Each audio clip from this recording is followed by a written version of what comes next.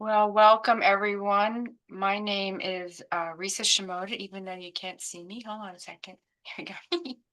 and I am the executive director of the River Management Society, and you're here to learn about tenacity on the Cuyahoga. And this truly is an inspiring story by someone who can tell it really, really well. So welcome.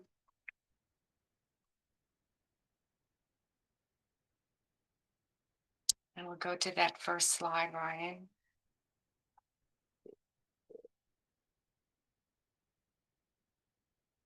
So this is a River Management Roundtable. If you haven't been to these before today, they're on the second Tuesdays of the month. And we welcome anybody and all. If any of those jobs sound like anything like what you do, you're welcome. And if you are an outdoor planner and any others, or outdoor professional, any others of any other sort, you're also welcome. Next slide, please. Yeah, and just to, in case that there's something that you want to ask about, you can put it in the chat. We might ask for questions at the end also. For sure, if you have any technical difficulties, put them in the chat and we'll figure that part out.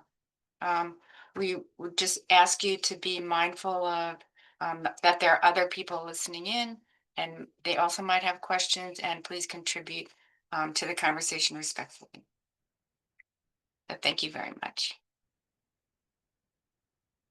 I'm going to hand it over to Ryan, and thank you very much. Let me just change the view here and take it away, Ryan. Yeah, thanks, Risa. Thanks for having me. Thanks for hosting. My name is Ryan Ainger. I'm currently the River Program Manager and Interpretive River Ranger here at Cuyahoga Valley National Park in between Akron and Cleveland, Northeast Ohio.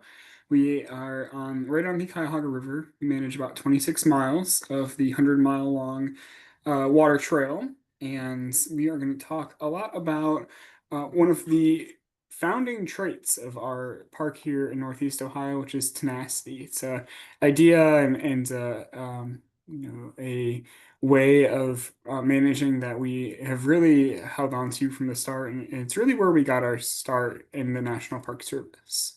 The Cuyahoga River, as many know, is a river with a tumultuous history. It has been known to catch on fire, not once, but 13 times.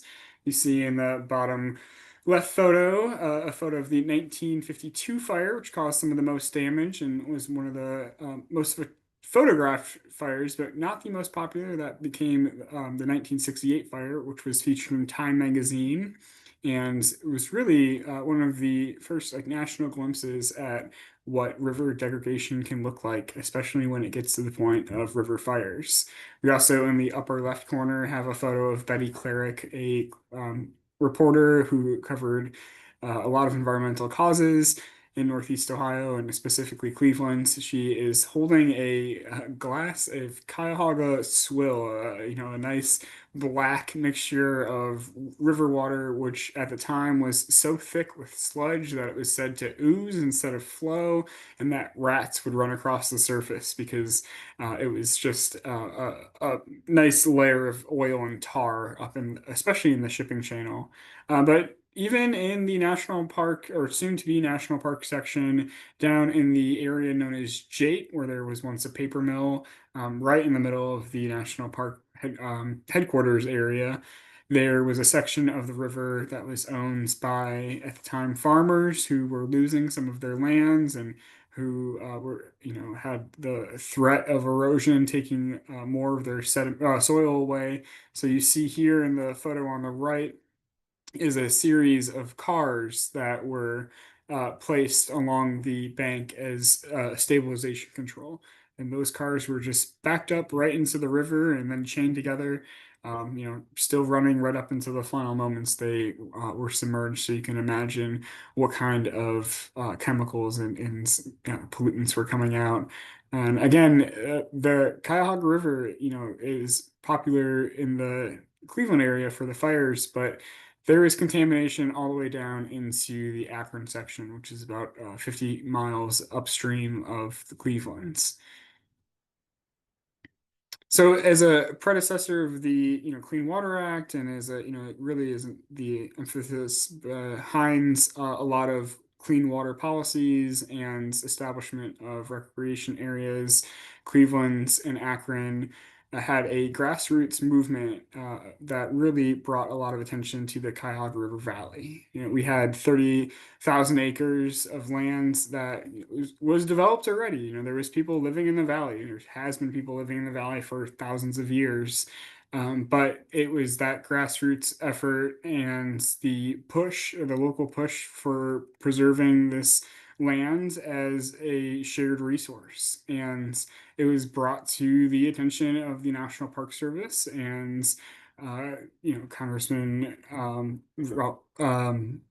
between Congress and local donors, there's just all sorts of these pushes to preserve this lands.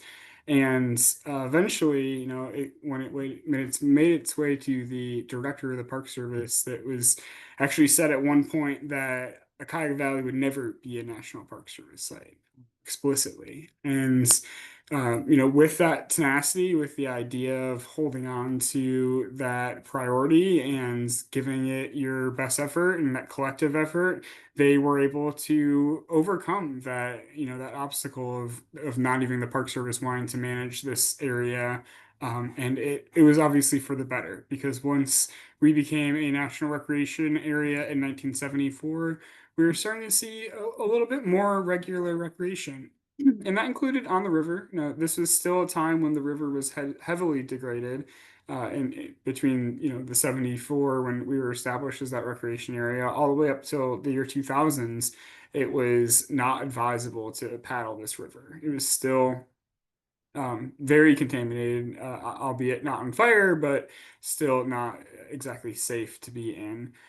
Even through my start of my career as a seasonal ranger in 2014, when I worked here, got my start here at Cuyahoga Valley, and I would be surprised to see many paddlers at all going down on any given day. Maybe you'd see 10, 15 for the whole season.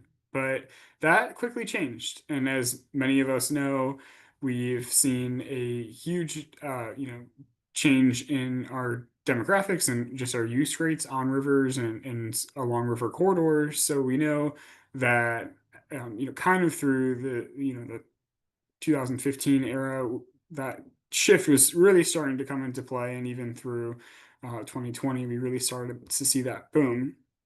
And it was in 2015 that our superintendent at Cog Valley and our park leadership here wanted to hone in on a strategic action plan, a 5-year plan that would really bring us forward as a park unit, that would set us apart from other units, and that would align our priorities across the site here to really push forward one objective. And we workshopped and we came up with all kinds of ideas, but it really all fell back onto the Cuyahoga River, which was the only named natural resource in our general management plan and foundation documents. Um, well, in our foundation documents, I should say, and then kind of highlighted in our general management plan. But being the only named natural resource, obviously, the Cuyahoga River Valley holds a lot of significance for our park, and it was agreed upon park-wide between all of our divisions, as well as the entire hierarchy of the park, from our senior leadership down to seasonal positions, like myself at the time. All of our input was taken in, which made a huge difference. It allowed us to buy into this idea at the park-wide level. It really gave everybody an opportunity to provide their own feedback and to mold how this work would look for each work area and each work team. And so we settled, at the end of 2016 on the vision for our strategic action plan, which would be that in the year 2021, the Cuyahoga River watershed and its communities in the national park are symbols of international human, urban, and ecosystem renewal, and that this vision would be specifically, through the actions that would lead to a victory. By 2021, the Cuyahoga River is no longer listed as an environmental area of concern, and that the achievement is celebrated through national and international environmental awards and designations. Right. And so the idea behind that victory statement, which again leads to the outcome of our vision, is to remove the Cuyahoga River, from the area of concern list, which that list is a list of approximately 40 Great Lakes area of concern. So these are areas around the Great Lakes between United States and Canada. It's an international agreement where these areas, these waterways that have been subject to degradation are being identified, and they have what we call a beneficial use impairments attached to them. And those impairments, things like fish habitat and fish species quality and water quality, items like impediments such as dams. These are all beneficial use impairments that kind of go against this, being an area of concern. And as we reduce those BUIs, we get closer to being a delisted area of concern. And so we aren't quite delisted yet, but that is okay. We have made huge progress since then. We have, since 2017, we've removed a Lowhead Dam, which you actually see in this photo of a whitewater boater portaging, and that is right around 1974 that that photo was taken. And then we have also, in the last, over that 5-year plan, in the last 10 years now, I suppose, we have added 2 dedicated river ranger positions. These are the first river ranger positions that we've ever had in Cuyahoga Valley National Park. And we've been designated as a state water trail since 2019. We've applied for national water trail status, and we've also been nominated as voted #1 as the #1 urban kayaking experience in the United States in the year 2023. So we have, although we haven't delisted, we have achieved a number of designations. We've achieved a number of, those benchmark standards that we are really proud of, and it all stems back to 2016 when we were meeting as a park, and our senior leadership asked us to identify a trait that we can all feel a part of, or, kind of that mentality that we can all grasp onto. And tenacity was specifically called out as a true value of our national park, between its inception all the way through the work we do. Cuyahoga Valley has always been known to be as a mid-sized park that has the ability and the opportunity to try some really unique new things. Some of those new opportunities, or those unique opportunities that are here to this valley, are things like, again, our water trail that is alongside the Ohio and Erie towpath trail. So you see this bridge is actually a pedestrian bridge that connects the visitor center to the towpath, which is a 108-mile long corridor that stretches through the national park all the way up to Cleveland and all the way down past Akron. That trail, it's a hike and bike trail that is used, as well as for shuttling on the river. So we have people that will bike part of the towpath and kayak, downriver. And this towpath and the river also fall right in line with the Cuyahoga Valley Scenic Railroad, which is a scenic railroad that runs the length of the park right along the river corridor, and also offers opportunities for boaters to participate in the Explorer program, where they can load their kayak up on the train, take the train, upriver, and then paddle back downriver, kind of having to get out of needing 2 vehicles for a shuttle, which is, again, just a really, unique opportunity specific to Cuyahoga Valley, and again, just testament to being willing to try new ideas. And as I mentioned, we've seen that huge growth in the number of paddlers, but as well as, just the number of people who are looking to get close to the river to have better hikes and viewpoints along the waterways throughout our outdoor recreation spaces. And we've leaned into that, but when you open up those floodgates for new users, when you encourage new recreation in a new area, that comes with a lot of safety considerations. And this was a new idea for not just the Cuyahoga River, I'm sorry, not just for Cuyahoga Valley, but for the Cuyahoga River as a whole, to have volunteers out on the water. This was something that we had to run by national park, lawyers and solicitors to make sure that we were doing it properly, to make sure that we had all of our safety aligns. But now we are able to run a very safe, very successful program of 10 volunteers that is growing, and they are all American Canoe Association level 2 instructors, and they provide capacity on getting our staff on the water as well as patrols and making sure visitors are staying safe. But this was something that I think easily could have been ignored or said that it was not worth trying to have volunteers and to take the time to make a safe program.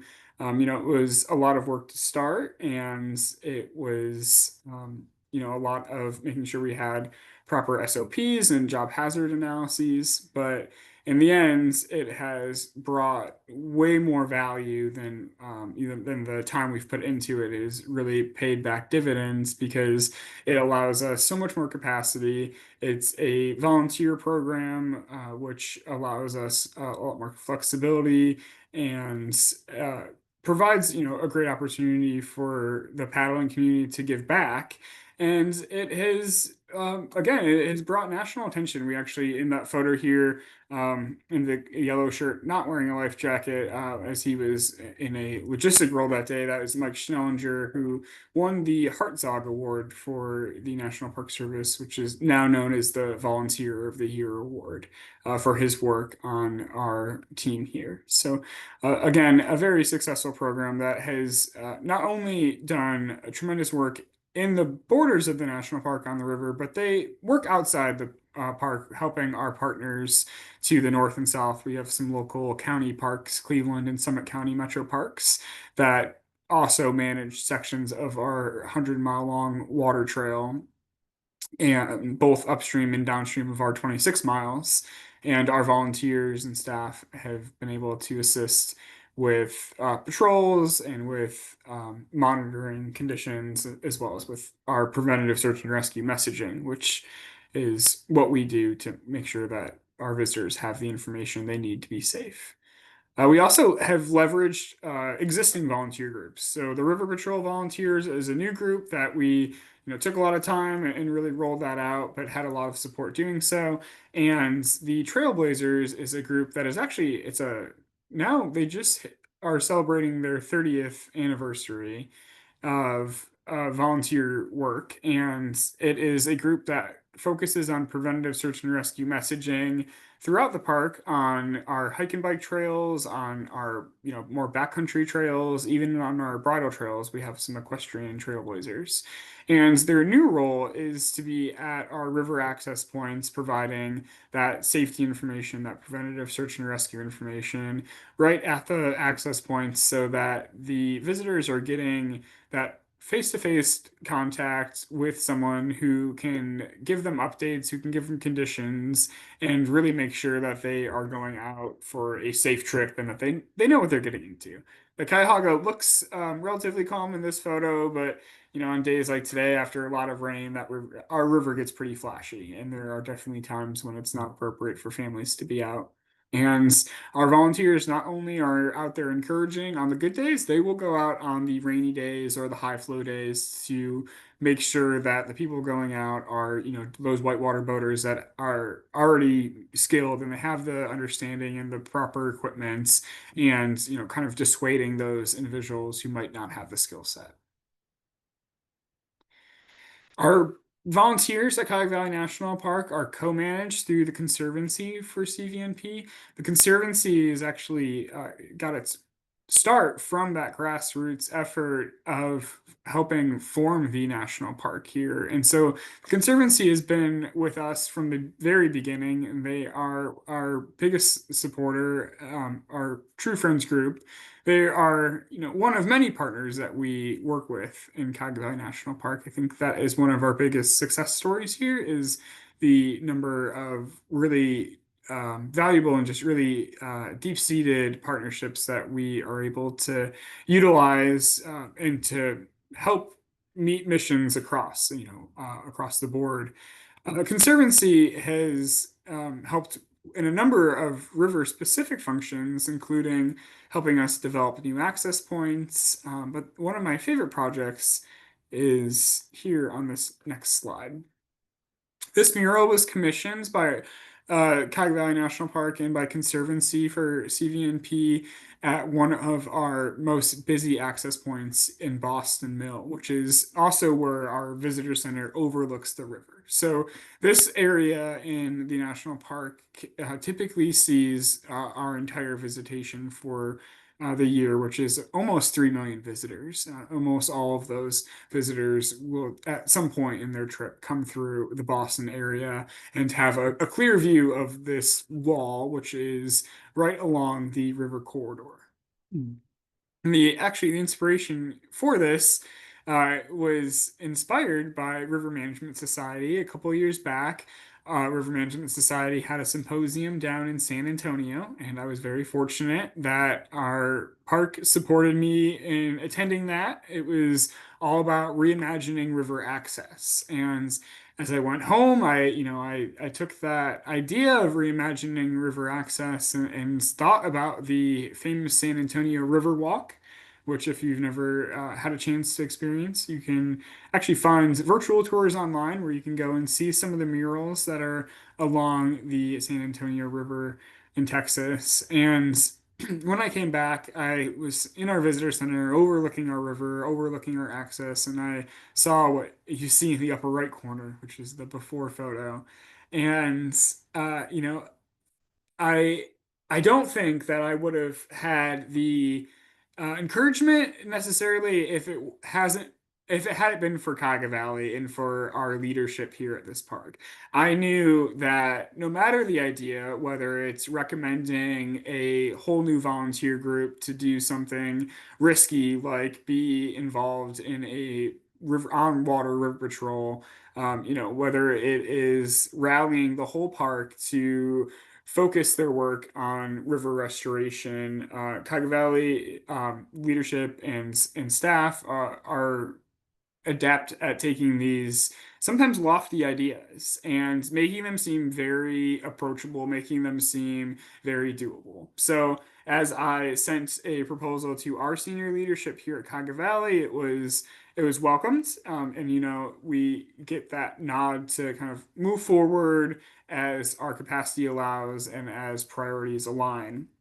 And this just happened to be a time when Cuyahoga Valley and the Conservancy for Cuyahoga Valley were looking for new art in the park initiatives. And so, one way that I think I've really been able to kind of meld my work into something tangible is by taking those senior staff and senior leadership priorities, taking priorities from the Department of the Interior, the National Park Service, and staying in tune with what those priorities are, and then when you have ideas that might seem lofty, is trying to find a way to weave those together and bring the full package to something nice and clean that you can present and show how this idea, as lofty as it may seem at first, is really tangible, something that you can actually accomplish and turn into a final project. And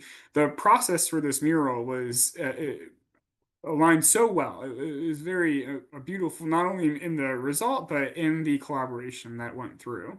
After it was given the, approval at the park level, we were able to take it to the Summit County Engineer Office, who manages and owns that bridge. They were very supportive of it.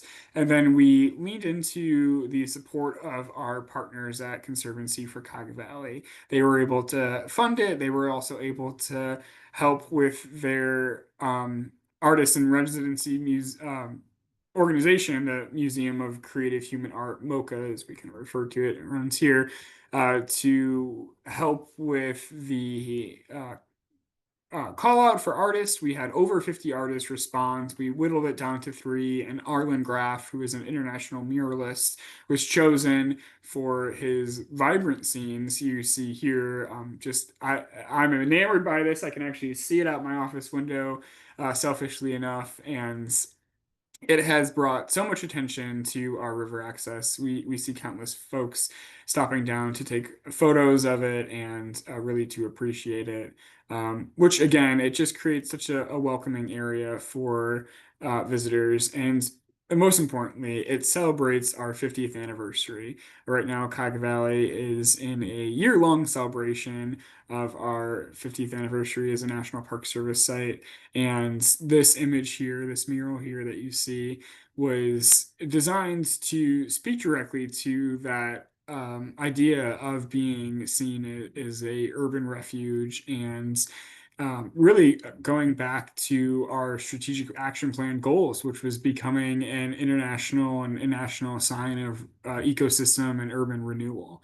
And I think that having a national park or having a section of river, whatever the designation may be, when you can go from having cars, over 100 cars lined along the riverbanks as bank stabilization, and you can have water so degraded that surveys of fish only yields two fish in a multiple mile section of river, and then in 50 years be able to turn it into what you see today, into a state designated water trail that is eligible for national status, to a national park that gets almost 3 million visitors a year, 26 miles of river that is now home to native mussels once again, as well as being clean enough to release sturgeon and other really sensitive species. And you see here, this mural highlights our beaver and our kingfishers and our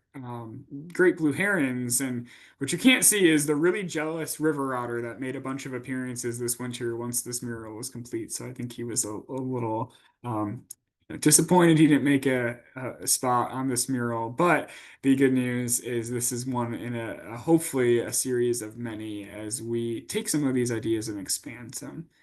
And so I think to wrap it up, if there's really one idea that you can take forward to your park, it is this idea, or to your site, wherever it may be, whether it doesn't have to be a park, it just whatever section of river you're on or whatever spot brings you joy, and that you hold dear to your heart, is bringing this idea of tenacity and holding on to your vision, whether it's lofty or whether it is, something you just want to see happen this season.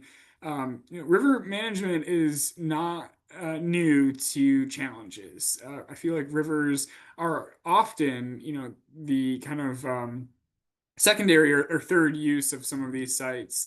And the paddling community is growing, but it's not always the forefront of the visitor use. And so, speaking to your visitors and to your stakeholders, and not being afraid or too timid when it comes to taking on a big plan or on a big project, and leaning into those around you who share that value of tenacity. If it is an example here at Cuyahoga Valley, I think it can show you how far this work can get you if you really sink your teeth into it and just refuse to give up. So with that all being said, I would love to open it up for any questions or any maybe wisdom that you've learned from projects at your site that maybe started with an uphill battle or with a lofty idea, but then you were able to make realistic.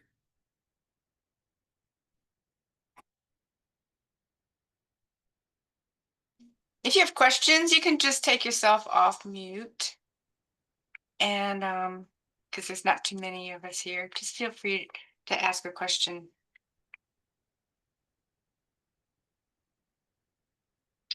Oh, I have a question, Ryan, if others Yeah. don't. So the volunteer program is so great, and you talked about kind of the steps that you had to go through to vet it, to make sure that people understood it. All the legal elements were in place so that you're confident about anointing these volunteers. How does it work now that it's been in place for a while? Either you recruit folks or someone who's operating it, and do all the volunteers report to a head volunteer who reports to you, or they all report to you? How does that work? Because it's a lot, even though the program is proven and in place, it's still a lot of moving parts. Yeah, it is. Yeah. So it's a great question. And originally the volunteer group started, the idea for it started with just having volunteers at river access points and not being on the water at all. But it was actually my supervisor at the time who really pushed me to go further. And we kind of started small, and we saw just knew that we can make that happen at at a smaller level. And before we really even initiated it, we kind of just said, okay, well, what would it look like if we had them on the water? And as we kind of pushed ourselves forward on this, we realized it was all capable. It was all very doable, even though it hadn't been done on our section or on our river before. There's models for volunteers on other sections and on other rivers. So once we got to that point where we wrote all the JHAs and we got it to where it's really sustainable and on pretty solid legs, we have 10 volunteers now. We have been kind of limited to the number that we'll take on. We've been very um, deliberate about adding spots. We'll typically add maybe two a year at most, just to keep it manageable. So this year we're hoping to bump up to 12 because of you know, it's a very fun program. I'm pretty biased, but I think it's a lot of fun. And I think a lot of people see a lot, the value in that that are interested in volunteering. So I have a wait list of people that are interested that I try to reach out to and make spots available for them. But there are definitely a couple that will reach out through the winter. And so by the time I'm ready to recruit, I usually have a couple names. Otherwise, as I mentioned, the Friends Group for Cuyahoga Valley, the Conservancy for Cuyahoga Valley National Park, helps co-manage our volunteers, and it is an incredible agreement that we kind of have split. And it is, as a volunteer coordinator, it's incredibly helpful. It's something that I think without them it would be we would not be managing the thousands of volunteers that we do manage here at Cuyahoga Valley. So the way we have it split is the park rangers or whoever the park coordinator is. So in this case, myself, I'm the coordinator for this volunteer group. Works with a representative from the conservancy for like logistical needs. They manage hours, they manage uniforms. My focus is really on the task. So my focus is really, for in this case, just on river operations, on making sure that they have the knowledge and equipment that they need to get out and do a river trip safely. And so they coordinate with me anytime they want to do a patrol. There are a lot of patrol in pairs, so they will, sign up for a patrol session.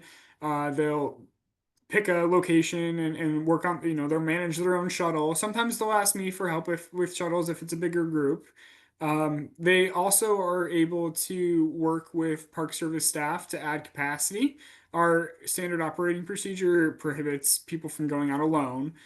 So our volunteers can serve as that like plus one if, say, our resource management biologist wants to get out and check on his muscle surveys, then he can reach out to our list of volunteers. And like I mentioned, they're all certified kayak instructors. And so even if they get someone who's new, then we like an employee, maybe for example, who's like a new seasonal employee and is going to be helping resource management with those muscle surveys. We can train that employee up so that they are able to get out on the water safely and do their job safely. We are getting to that point as a river park is again that shift that shift from being a park with a river to going to a river park is really what we focused on through our SAP. That was like our strategic action plan. That was really like our short way of saying, how we wanted to realign our priorities into focusing more on the river.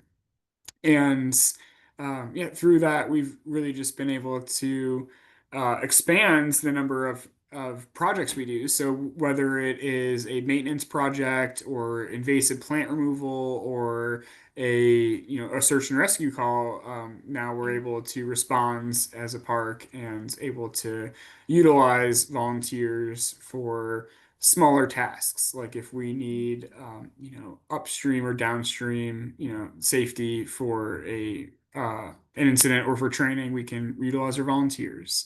So it just has really added a lot of capacity, as well as the volunteers, the trailblazers who are at the access points. They are basically our second set of eyes. They're the first ones that will see if someone doesn't have a life jacket or if someone is bringing alcohol. Before they launch, they're able to stop that or at least notify myself or one of the law enforcement rangers, and then we can kind of move that, respond to that as needed.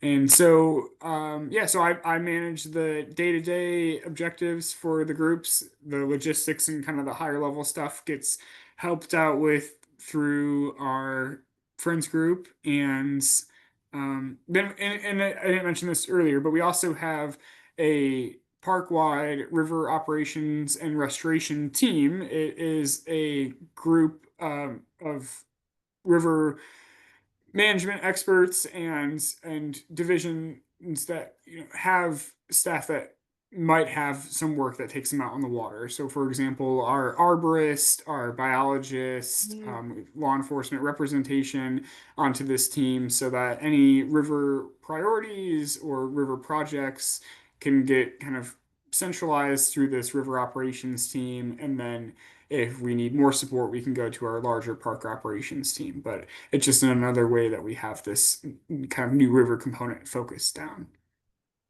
So yeah, that's kind of the hierarchy of our Mhm. river program.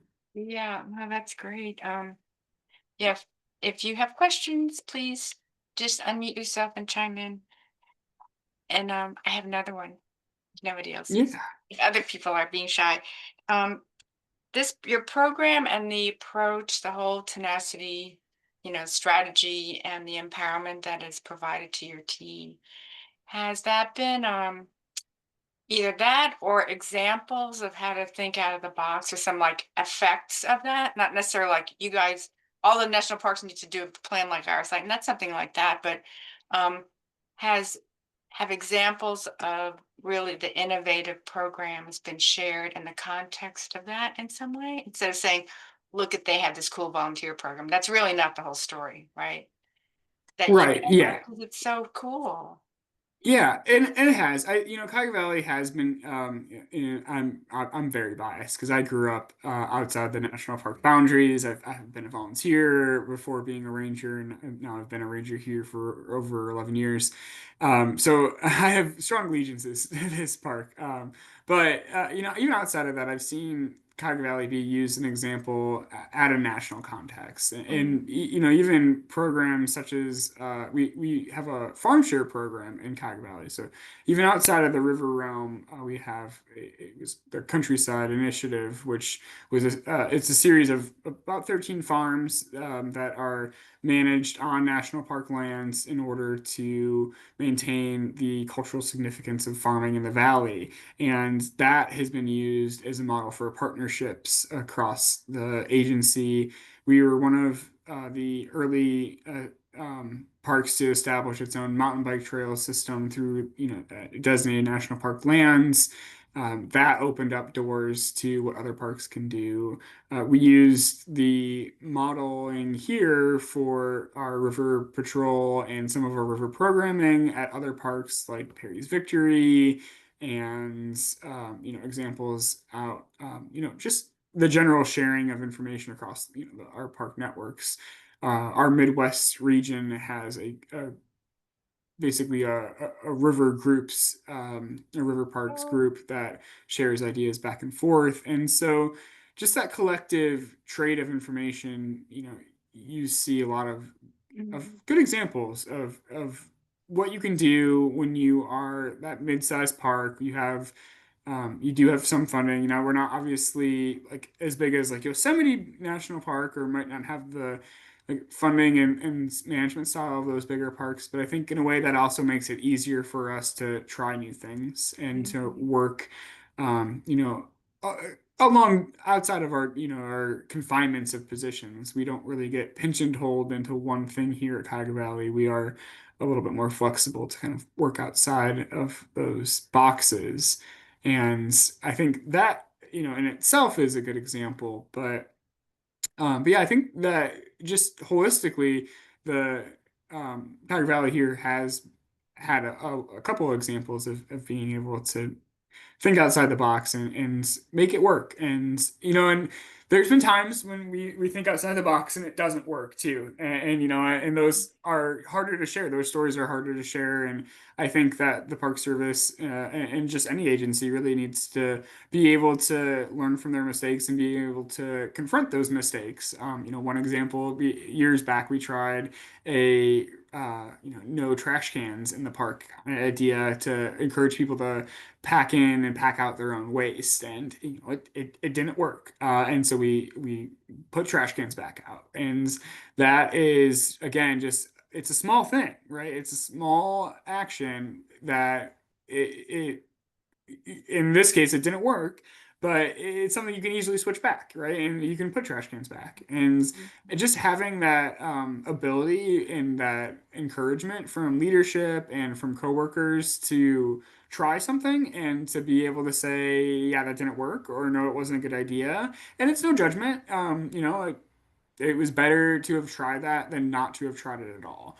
Mhm. Other examples, even with like our river access, we have moved river access, between seasons. We've thought, maybe it shouldn't be exactly here. Maybe it needs to be on the other side of the road, and we've moved it back, or we've said, this needs to change again. And sometimes it can be frustrating because you don't want to have to revisit, a project multiple times, or you get that fatigue of thinking like, how long have we been talking about this one issue? But that you have to sometimes work past that and just know that you are trying something and you're not just letting issues progress or, fester. You're really taking that head-on action and knowing that sometimes you have to change course again, and that is just part of being, brave in your work. Mhm. Hey, you mentioned the farm share. Could you just share what that is? Because you explained it to me, but it's really Yeah. fantastic. Yeah, it's a lot of fun. It's one of I think, the things that just really sets us apart. And so Cuyahoga Valley National Park was, when it was established, part of our establishment included like the pastoral landscapes and our history of farming. Most of the valley was farms through the 17 to 1800s, and early into early 1900s. And to preserve that, we partnered with a former nonprofit, which was the Countryside Conservancy, which we've kind of absorbed. The nonprofit itself is not as big. They kind of shifted in focus.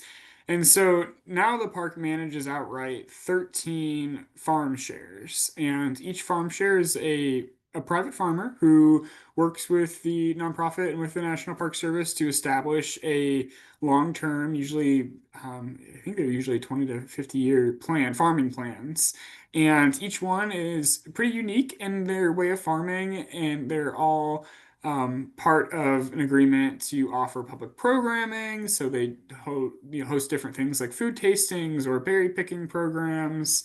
The farms all operate in their unique way. Like the Trapp family farm only utilizes draft horses, which is always really cool to see. No mechanical equipment on or engine-driven equipment on their farm there.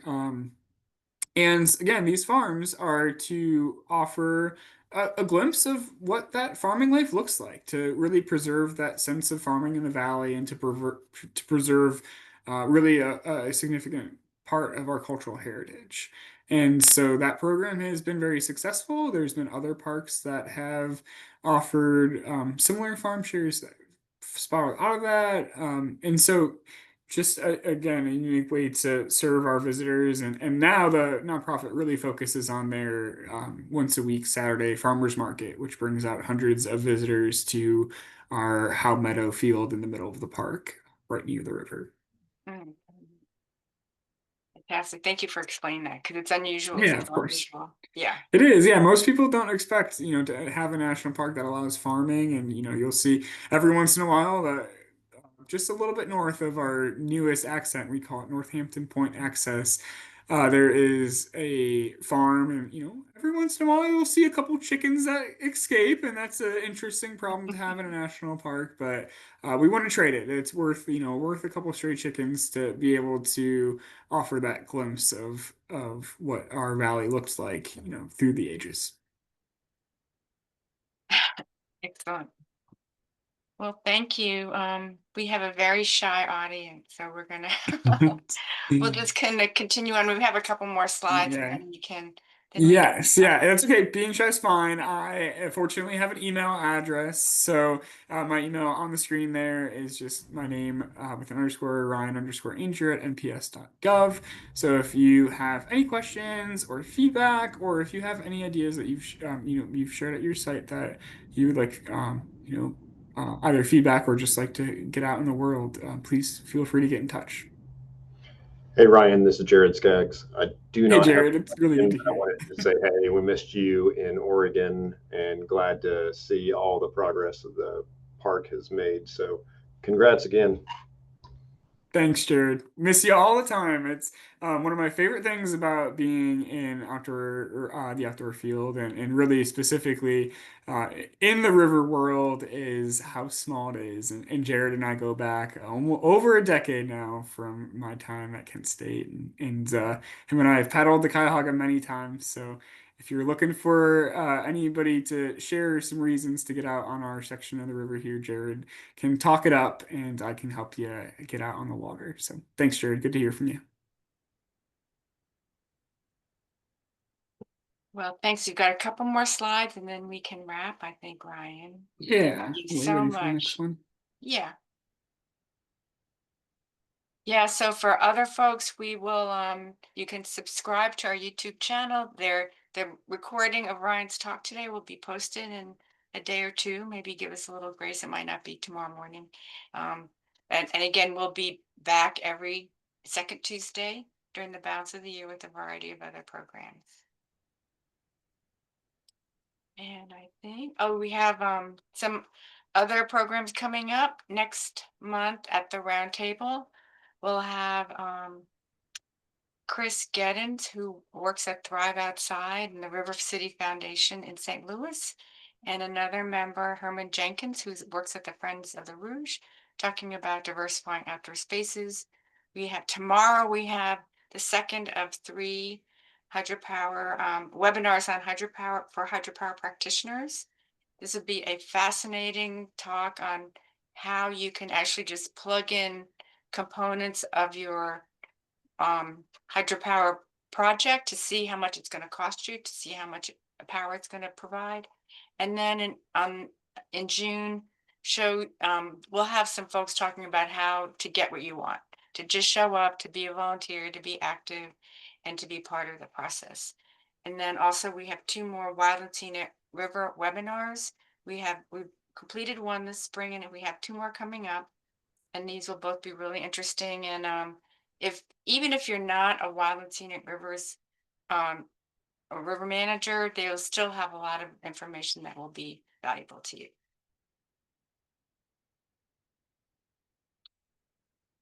I think that might be almost, let's see, I'm going to provide, let's see. I'll just put it in the chat here.